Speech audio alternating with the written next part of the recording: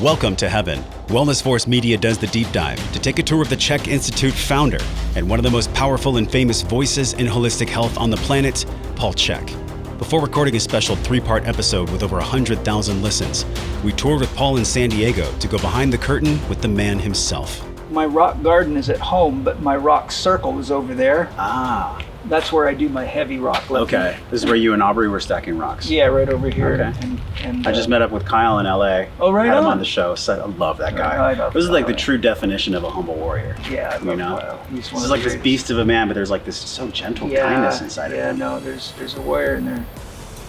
I've always had a connection with him. You know, we have a lot of, we both come from martial arts backgrounds and challenging father experiences and all sorts of stuff. So, and he appreciates what I teach because it really not only healed him from a lot of stuff, but changed his whole view of everything. So Yep.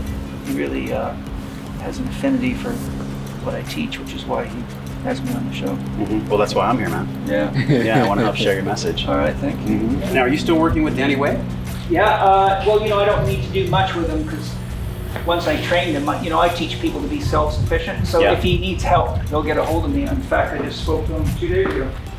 So he's strong and vital and healthy. Yeah, Danny's very capable of taking care of himself. When I work with people, it's not just me doing things, it's me educating them and teaching them how to take care of themselves so they don't have to keep seeing doctors and therapists unnecessarily. Otherwise, I haven't really done anything for them except take money out of their life. Yeah. Just, that's palliative care, Yeah, I think on a video you were like, I'm not a cheap date either. So do the basics first and then come see me. I like to work for the public or for mass education because the world needs help. So if I'm just working with one client, it's quite it takes me away from doing world work to focusing on one person. So I want to make sure that it's a worthy investment of my time. But there's a lot of people that can afford to pay me, but they just want to, have you as a notch on their belt. I'm very careful about who I work with the intention that this person's growth and development has the opportunity to trigger the growth and development of potentially thousands of other people. So they might run a large corporation, or they're some kind of an educator, or they're in a position where they will influence a lot of other people, even if the people are just watching what's happening. So a lot of the people that I work with are movers and shakers that have a kind of a big knock-on effect. Sure. And that's when I feel it's worth my time. Now this, Paul, I saw this morning you did this, or? No, I'd done that a while ago. I haven't put a drawing up for a while. I just get busy doing other things, but every now and then I'll just wipe it out and change. Yeah. Sometimes when I'm doing, because I have an old neck injury that was quite serious. Let's do it. Yeah. When I am drawing on the board, if I'm doing heavy deadlifting or heavy pushing, because my neck muscles that stabilize the shoulder girdle are working while I'm drawing, if I'm drawing between sets, my neck doesn't get to rest. So then when I go to lift something heavy, it puts me at greater risk of injury. You were holding someone over your head. Yeah, I was doing a stunt lift where I was picking a guy up over my head horizontally and doing lunges with him. And he got scared and he buckled and slipped through my hands and landed on my head with full body weight. And it bent my head to the right, tore the ligaments in my C5, 6, C6, 7 of my spinal segments, blew C5 and C6 discs completely out, pinched my spinal cord, shut the sensory function of the whole left side of my body off. My left side started to atrophy, and within 4 weeks I'd lost like 26 pounds of muscle. So I couldn't even carry a briefcase. Well, Eugene Sandow held many records as the strongest man in the world, and what you know of his bodybuilding was invented by Eugene Sandow, and it's his body that is the Mr. Olympia trophy. And his teachings are phenomenal. In fact, all the way back in 1929 in his book Life is Movement, he said no man can achieve optimal physical strength until all his glands and organs are healthy. This guy did strength feats that none of the drug users could even come close to today before vitamins and protein powders or any of that stuff was even conceived of. Yeah. So I kind of have a loving respect for Eugene Sandow. At 5'9", 211 pounds, he could take a 301-pound dumbbell from floor to ceiling with one arm. He could. Would you consider him to be the original strongman? Well, there was strong men before him for, quite a line of them. I would say he is probably he's the founder of what we call bodybuilding, but he didn't do what they did. I would say he is probably truly the father of what we would call functional exercise. All right. Art studio. It doubles as an art studio and a blog.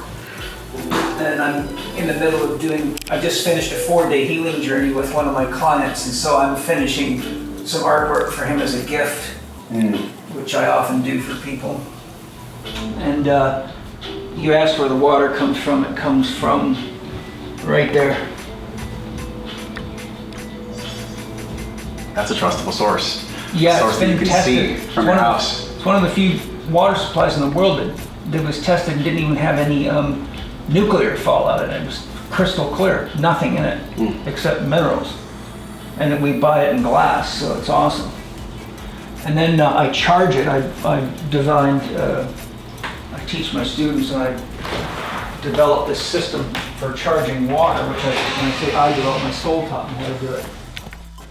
You created a play office. Yeah, it's This is what Alan Watts said. If you want to have a great life, do something for work that's called play. Exactly, and the thing is that I practice what I teach. So if I can't live it, how can I teach it? This is the Tai Chi area. This is where I do a lot of healing journeys with shamanic medicines with people. This is the water charger, so it charges the bottles up. These stones are put in position in polarity so that they generate a vortex which spins the water molecules inside the bottle and records all the information from the sun, the moon, and the starlight is imprinted into the water. And then your biological system uses that as basic operational software. Are these all rocks from the area, or did you bring these? Some of them look are different, like this one here. Yeah, some of them I get from a place called KRC Rock, which is a landscaping supply. These are crystals from Mexico. This is lava from Hawaii, and these type ones are from right around here. And then other ones are stones that I've either collected for healing purposes or that people have given me as gifts. But basically I'm inducing different frequencies of the chakra system. And sometimes when I do healing work with people, I have them come out here and I'll work on them out here so that they're getting a balance from the water charger. You said your soul taught you how to do this. Yeah, that's Yep. I teach how to do that.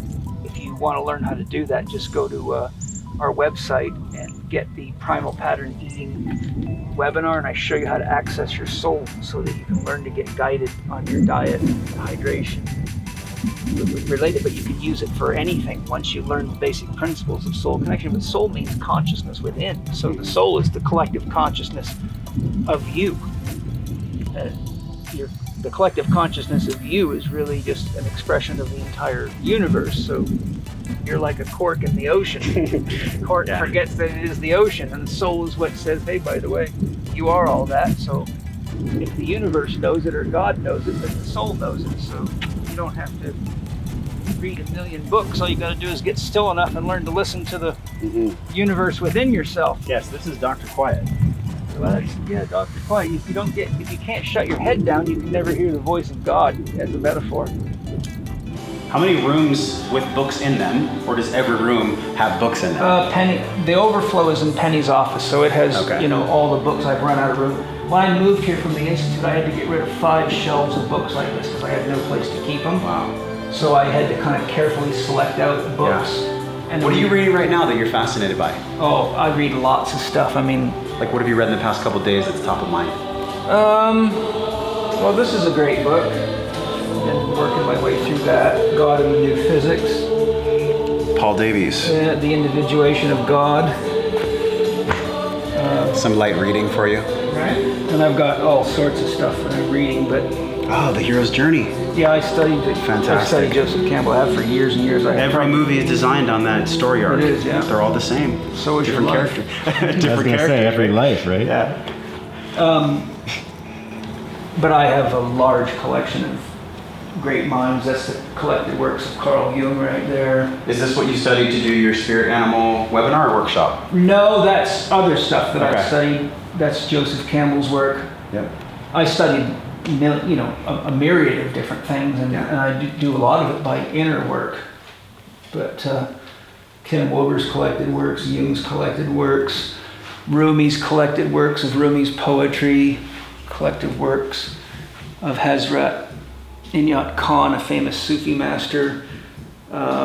This is all Taoism and Chinese philosophy, Native American philosophy.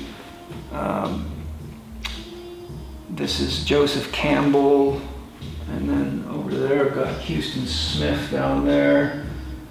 This is more Taoism, Chinese medicine and Taoism,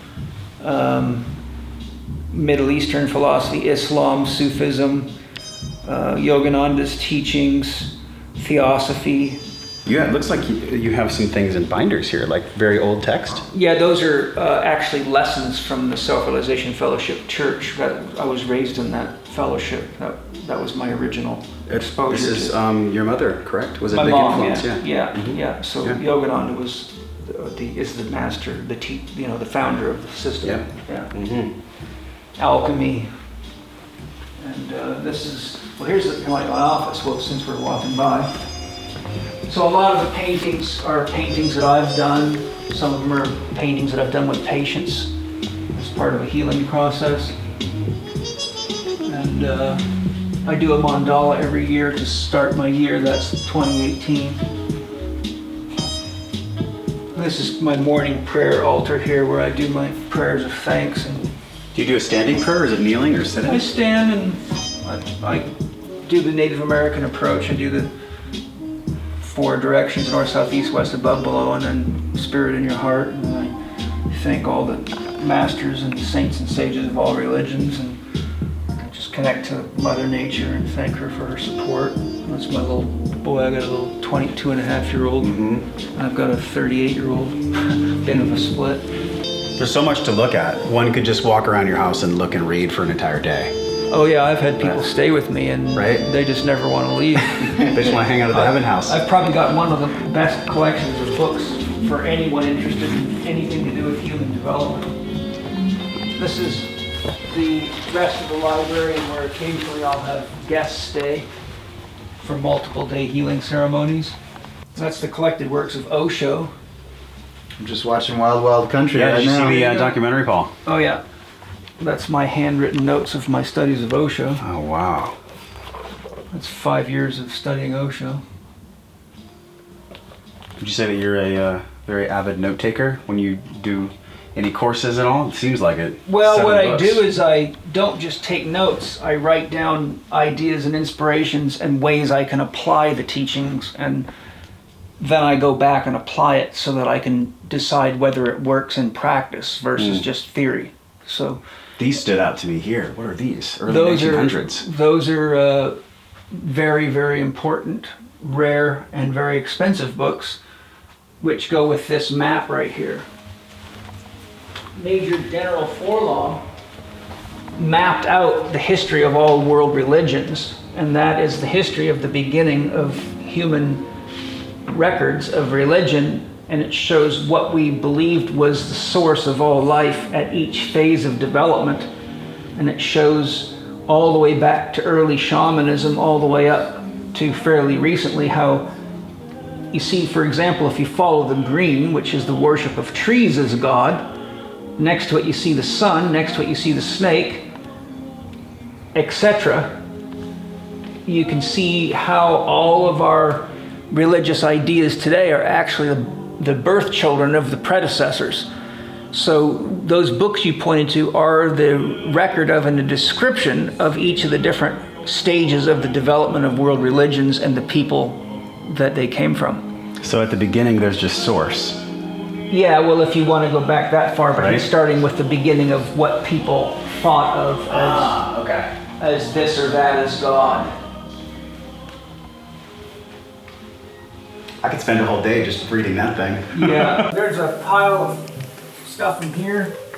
That's all of the recorded audios of all of Osho's audio recorded lectures from him lecturing to his students. Wow. These are all university courses that I've studied or I'm in the process of studying. These are millions of DVDs and all sorts of shit I've studied over the years, mountains and mountains of it. There's a bunch of my notebooks from all my studies right there. And I probably have that much more at home as well. How many nuggets and wisdom gems are in there? Thousands. Thousands. Look at this. It's like 2 full shelves of completed notes. Yeah. This is like literally the wisdom from Paul Chek's closet. It is. It's hiding in the closet. That's awesome, man. That's The vault. right there. Yeah, I got a bunch of other ones too in Penny's office. And then down here is my treatment room. These are my patents on different things I've invented. I have 3 patents. And This is all like for physiology measurement? that's for measuring forward head posture, so you can determine whether your exercises are working. That's a hydrotherapy device I invented that corrects the strength imbalances in athletes' legs. This one I didn't patent, but this measures first rib inclination, pelvic tilt, rib cage expansion, and a few other things. And this is a machine I developed for conditioning the core that allows you to do a myriad of different high performance and rehab exercises, and I have a patent on that one. I've never bothered to try to sell it because I just had so much going on. I just got exhausted of all the patent process. It's long, expensive, and tiring. Would you say in this room that you help people through like somewhat of a spiritual surgery? Well, I do that kind of work out there. Out there, yeah. You know, but sometimes I do that in here, but it's most of that work I like to do outside where they're grounded in nature. That type of work isn't typically best done in a room like this. It's better where you can be connected to the earth or to plants or to the sky. And that work, I do a lot of that work when people are at home in their own natural environment so they feel safe, and I do it by Skype. But it depends on the situation. There's too many different possibilities there. This is incredible. Your card, your medicine card. Yeah, I am a licensed medicine man and spirit guide. Yeah. And I can do medicine work legally. That's quite the process. We just had Rose Cole on the show. She has a card as well. Is that right? And it was fascinating to hear about her story, so I'm sure it was quite the process to get that. Actually, that one's not too hard to get. You have to get grandfathered in, and then they have a course of study you have to do. But I spoke to the chief and said I wanted him to look at the work that I'd done in my PPS program in the Chek Institute. And he said, what you teach is so far beyond what we teach that you don't even need to bother. We'll just give you your license. They just gave you one. And he wanted me to, make as much as I could available to their membership because he felt it would be valuable for them. So fortunately for me, I'd already done all the work that they wanted and a lot more. When we interviewed on the podcast, somebody had a specific question about your totem pole. This is 10 years old when you came up with that? It's probably older than that. It's older than 10. Let's see, this is 2018, 2000. No, it's older than that. It's probably around, I think, 2005 or 6, maybe 5. I've completed, I've been working on it from the beginning of my career, but it took me till about 2005 to finally finish the research and development to where I was confident that each piece was where it should be. So there's a lot of healing that goes on here. Yeah, specifically on this table. This is really the epicenter of I'm kind of like the central neuron of the Chek Institute. So the entire Chek Institute's education systems were developed here and here. This just happens to be one of many offices I've had. It's the one I like the most. I love the stained glass too. Yeah. Now these are vibrational pads, or no, those are highly calibrated scales so that I can evaluate things like weight shift and asymmetry and whatnot. Yeah, asymmetries is what I'm looking for, but I use that largely to assess the person's upper cervical alignment because whenever the atlas is at a position, it causes a weight shift, so I have to have a very accurate measurement. So then I do therapy, and then I put them back on, and it gives me feedback as to whether I'm balancing the body or not. So Danny Way spent a lot of time on this table. Danny Way's been on that table, yeah. Yeah.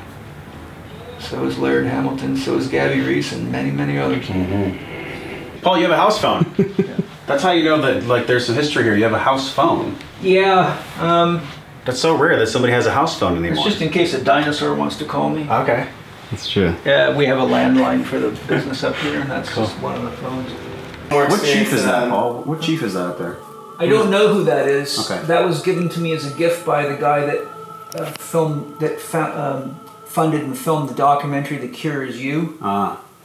The chief on the other side of the wall is Chief Joseph, and quite a shocking thing. My mother sculpts people that she feels have been contributors to peace in the world. So she only sculpts people like Mother Teresa, Father Gregory Boyle, Albert Schweitzer, Martin Luther King, and Chief Joseph. The story of Chief Joseph is too long to tell right now, but it's a very sad story of how the Wounded Knee? No, Different. no, different. Yeah. He was the chief of the Nez Perce Indians, and the U.S. military chased him all the way to the Canadian border and caught him right before the Canadian border. But there's a story behind it. But Chief Joseph died of a broken heart, but he was a very powerful, very beautiful man. If you want to see a sculpture, I'll show you a couple of very cool sculptures that my mother's done. So that's the Dalai Lama, and that's Chief Joseph. So when I became a medicine man spirit guide, and I looked into the organization more deeply, I found out that they were the Nez Perce Indians, which is Chief Joseph. And I've had that sculpture for many years. And so all of a sudden, I'm now part of their tribe by license. I have to tell you, I feel like he's looking right at me. Oh yeah, he is. I mean, it's so realistic. It is. My mom's Oh good my at god, I that. just got like a chill from seeing that. She's a very good sculptor. Wow, that's incredible. Yeah. People are people, and they can't manage sugar, drugs, money, sex, or anything. It's just part of life. Mm-hmm. But the boomerang of love always brings back exactly what you throw out. So I tell people, be careful what you're doing, because you're going to end up having to experience yourself. I learned the hard way. The boomerang of love always comes back. Yeah. Love is a boomerang. Paul is truly one of the leading voices in the world when it comes to wellness, and as you can see throughout the tour of the Heaven House, he practices what he preaches. This is the true embodiment phase of intelligence. And with Wellness Force Radio, we always explore this discovery process of the physical and the emotional intelligence on the show, the gathering, the application.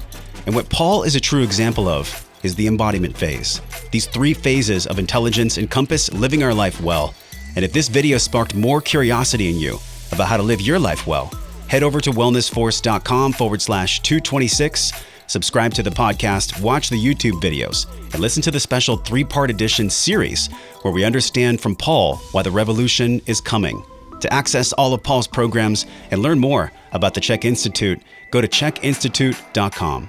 And until we see you again real soon, my friends, we're wishing you love and wellness.